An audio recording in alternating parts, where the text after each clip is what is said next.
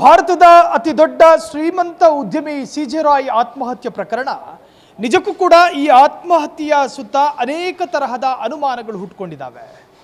ಬರೋಬ್ಬರಿ 28,000 ಕೋಟಿಯ ಒಡೆಯನಿಗೆ ಆತ್ಮಹತ್ಯೆ ಮಾಡಿಕೊಳ್ಳುವಂತಹ ಸಂದರ್ಭ ಎದುರಾಗಿತ್ತ.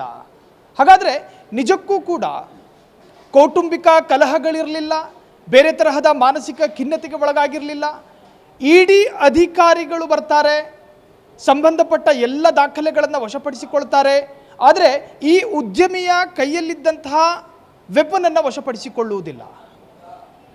ಅಧಿಕಾರಿಗಳು ಇದ್ದಂತಹ ಸಂದರ್ಭದಲ್ಲೇ ತನ್ನ ಸ್ವಂತ ಬಂದೂಕಿನಿಂದ ಎದೆಗೆ ಗುಂಡು ಹಾರಿಸಿಕೊಂಡು ಆತ್ಮಹತ್ಯೆ ಮಾಡಿಕೊಳ್ತಾರೆ ಅನ್ನೋದಾದರೆ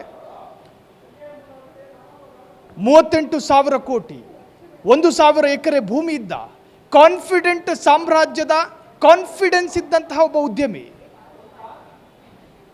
ಆಗರ್ಭ ಶ್ರೀಮಂತನು ಕೂಡ ಆಗಿದ್ದಂತಹ ಉದ್ಯಮಿ ಸಿಜೆ ರಾಯ್ ಆತ್ಮಹತ್ಯೆ ಅಂದರೆ ನಂಬೋದಕ್ಕೆ ಯಾರೂ ಸಿದ್ಧರಿಲ್ಲ.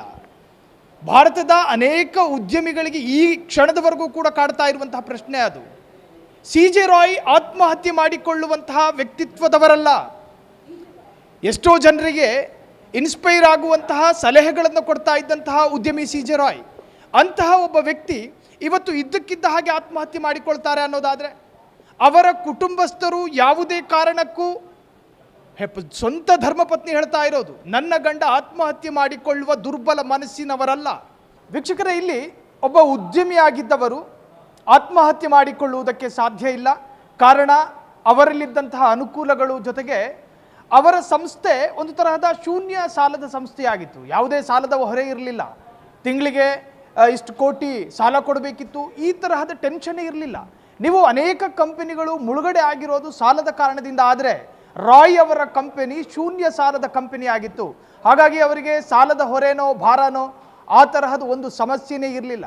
28,000 ಕೋಟಿಯ ಒಡೆಯಾಗಿದ್ದರು, 1,000 ಎಕರೆ ಭೂಮಿ ಇತ್ತು, ಕೌಟುಂಬಿಕ ಕಲಹಗಳಿರಲಿಲ್ಲ. ಹೀಗೆ ನಾನಾ ತರಹದ ಸೌಕರ್ಯಗಳಿಂದಲೇ ಇದ್ದಂತಹ ಒಂದು ಸಂಸ್ಥೆ, ಕಾನ್ಫಿಡೆಂಟ್ ಎನ್ನುವಂತಹ ಸಂಸ್ಥೆಯ ಒಬ್ಬ ಉದ್ಯಮಿ ಕಾನ್ಫಿಡೆನ್ಸ್ ಕಳೆದುಕೊಳ್ಳುವಂತಹ ದುರ್ಬಲ ಉದ್ಯಮಿ ಆಗಿರಲಿಲ್ಲ ಎನ್ನುವಂತಹದ್ದು. ಸೊ ಯಕಶ್ಚಿತ್ ಅಧಿಕಾರಿಗಳ ಪ್ರಶ್ನೆಗಳಿಗೆ ಉತ್ತರಿಸಲಾಗದಂತಹ ದುರ್ಬಲ ಉದ್ಯಮಿಯು ನನ್ನ ಗಂಡ ಅಲ್ಲ ಅಂತ ಹೇಳ್ತಾರೆ.